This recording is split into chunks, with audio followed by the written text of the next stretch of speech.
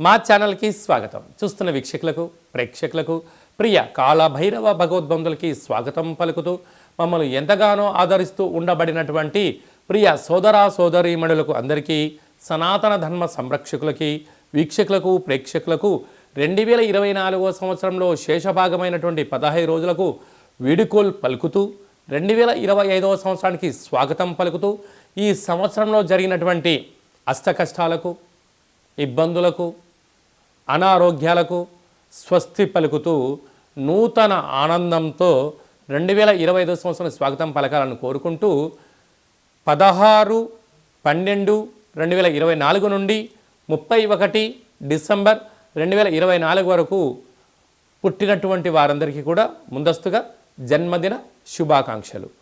అలాగనే గతంలో వివాహం చేసుకున్న వారికి వివాహ వార్షికోత్సవ శుభాకాంక్షలు. ద్వాదశ రాశుల్లో గ్రహ గమనాన్ని ఒకసారి వీక్షింపచేద్దాం. వృషభ రాశిలో దేవగురు బృహస్పతి శత్రు సంచార స్థితి, కర్కాటక రాశిలో కుజ సంచార స్థితి, కన్య రాశిలో కేతు సంచార స్థితి, వృశ్చిక రాశిలో బుధ సంచార స్థితి, ధనుస్సు రాశిలో రవి సంచార స్థితి, మకర రాశిలో శుక్ర సంచార స్థితి, కుంభరాశిలో శని భగవానుడు స్వక్షేత్ర సంచార స్థితి, మీనరాశిలో రాహు సంచార స్థితితో గ్రహ గమనాలు ఈ విధంగా ఉన్నాయి.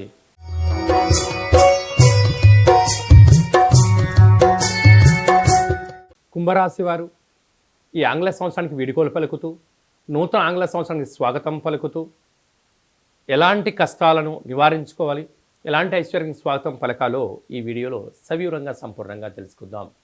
కుంభరాశిలో ఏ ఏ నక్షత్రాలు వస్తాయనగా ధనిష్ఠా నక్షత్రంలోని 3వ పాదం 4వ పాదం, శతభిష నక్షత్రంలోని 4 పాదాలు, పూర్వపాద నక్షత్రంలో 1, 2, 3 పాదాలను కలిపితే కుంభరాశి. అలాగే చాలామందికి పుట్టినటువంటి కాల సమయంలో డేటా ఆఫ్ బర్త్లు లేనటువంటి కారణం వలన పేరు యొక్క మొదటి అక్షరాన్ని అనుసరిస్తూ ఆ రాశిని తెలుసుకునే ప్రయత్నం చేద్దాం. గు, గే, గో, సా, సి, సు, సే, సో, ద అక్షరాల వారందరూ కూడా కుంభరాశి జాతకులే. కుంభరాశి యొక్క అధిపతి శని భగవానుడు. వీరికి ఏళ్లనాటి శని మధ్యమ సంచార స్థితి జరుగుతూ ఉండడం, 2వ స్థానంలో రాహు, అర్ధాష్టమ గురువు, 6వ స్థానంలో కుజుడు, అష్టమంలో కేతువు, వ్యయంలో రవి సంచార స్థితి, లాభస్థానంలో రవి సంచార స్థితి, వ్యయంలో శుక్ర భగవానుడు సంచార స్థితి ఉండడం వలన అనుకూలత చాలా తక్కువగా ఉంది. కనుక వీలైనంత వరకు ఆవేశాలకు దూరంగా ఉండండి, పంతాలకు పట్టింపులకు వెళ్ళొద్దు. ఏదైనా వృత్తి ఉద్యోగ వ్యాపార కార్యక్రమాలు చేసేటప్పుడు ఓపిక పట్టుదల చాలా అవసరం. ఇవన్నీ మీకున్నాయి. కానీ సంవత్సరం చివరి శేష రోజులలో శత్రువులు మిమ్మల్ని రెచ్చగొట్టే ప్రయత్నం చేయడం, ఇక్కడ నుంచి మిమ్మల్ని పంపించాలని కొందరు ఎదురు చూడడం, వాళ్ళకు అవకాశం ఇవ్వద్దు. కనుక వీలైనంత వరకు మౌనం, ధ్యానం, ఏకాగ్రత, లక్ష్యం వైపు ప్రయాణం చేయడం, ఉద్యోగాల్లో ఎలాంటి తప్పుడు మార్గాలకి మీరు వెళ్ళకపోవడమే మీ విజయానికి తొలిమెట్లు. అలా మీరు ఎప్పుడైతే ఉన్నట్లయితే సభల యందు సమావేశాల యందు మాట్లాడే అధికార యోగ్యత మీకు సొంతమవుతుంది.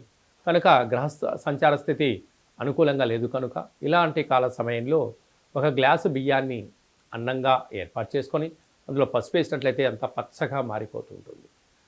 ఒక నిమ్మకాయని పెట్టి కర్పూరం పెట్టి దిష్టి తీసి వెలిగించి పక్షులకు దానం చేయడం కానీ, చేపలకు నీటిలో వేయడం కానీ, కుక్కలకు పెట్టడం కానీ దానము చేయడం వలన ఆ గ్రహాలు శాంతింపబడి మీకు నరదృష్టి, శత్రు ప్రభావము, అంతర్గతమైన శత్రువులు మీ పైన దాడి చేయకుండా ఆపుకోవడానికి ఇది ఒక రకమైన మార్గం అని చెప్పి కూడా గమనించాలి.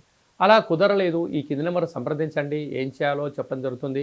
వీడియో కాల్ ద్వారా కార్యక్రమం చేయించి ఈ సంవత్సరంలో కష్టాలకి ఇక్కడ ఫుల్ స్టాప్ కలిగి 2025కు స్వాగతం పలుకుతూ స్వాగతంలో విజయాలు ఎలా పొందాలో తెలియజేయడం జరుగుతుందని చెప్పి కూడా గమనించాలి. ఈ 2024 సంవత్సరానికి మన స్వస్తి పలుకుతూ ఈ యొక్క ఆంగ్ల సంవత్సరంలో చివరి రోజు సోమవతి అమావాస్య, మంగళవారం అమావాస్యతో కూడుకున్నటువంటి అవుతున్నాయి. కనుక ప్రధానంగా మనము ఎలాంటి విధి విధానాలు పాటించాలో కూడా తెలుసుకుందాం. ఎందుకనగా ఇయర్ ఎండింగ్ అనగానే మనకు 25వ తారీఖు నుండి హాలిడేస్ రావడం, అందులో సంవత్సరంలో చివరి ఆదివారం, చివరి సోమవారం, చివరి మంగళవారం. ఈ సంవత్సరం రాజు కూడా అంగారకుడే కనుక అలాంటి తెలుగు సంవత్సరాది పండగకు రాజు అయినటువంటి ఆయన ఈ యొక్క మంగళవారం అమావాస్యతో కూడుకున్నటువంటి పరిస్థితులు ఉంటున్నాయి కనుక వీలైనంత వరకు సముద్ర స్నానమని, దూర ప్రయాణాలని, ఆవేశభరితమైన నిర్ణయాలు కానీ దయచేసి ఎవరు కూడా ఎలాంటి ప్రయాణాలు పెట్టుకోకపోవడము ఉత్తమోత్తంగా భావించగలిగింది. ఎందుకనగా సంవత్సరపు చివరి రోజులలో దాన్ని శేషము అంటారు కనుక అందులో అమావాస్యతో కూడుకున్నటువంటి సోమవారం అమావాస్య వస్తే దాన్ని సోమవతి అమావాస్య అని, మంగళవారం మిగులు ఛాయలు ఉన్నాయి కనుక అమావాస్యతో కూడుకున్న మంగళవారం అవ్వడం వలన ఆవేశభరితమైన నిర్ణయాలకు ఇది సరైన సమయం కాదులని, విందులని, వినోదాలని పాల్గొంటున్నప్పుడు ఎన్నో జాగ్రత్తలు అవసరం. మితిమీరిన వేగంతో ప్రయాణం చేయకపోవడం, ఆధ్యాత్మికమైన చింతనతో కలిగి ఉండడం వలన ఎన్నో రకాలుగా ఉపద్రవాలను, ప్రమాదాలను నియంత్రించుకునే స్వయం శక్తి అందరికీ ప్రసాదించాలని మనసారా కాళభైరవ స్వామిని కోరుకుందాం. కనుక 16వ తారీఖు నుంచి 31వ తారీఖు వరకు ముఖ్యమైనటువంటి పండుగల గురించి క్లుప్తంగా, సవివరంగా, సంపూర్ణంగా తెలుసుకుందాం. 23వ తారీఖున బహుళాష్టమి సోమవారము ఉత్తరా నక్షత్ర సందర్భంగా కాళభైరవ స్వామికి స్మరణ, ధ్యానము, పూజా కార్యక్రమంలో పాల్గొనడం వలన మనకు సకల అష్టకష్టాలు తొలగిపోతాయని చెప్పి కూడా గమనించాలి.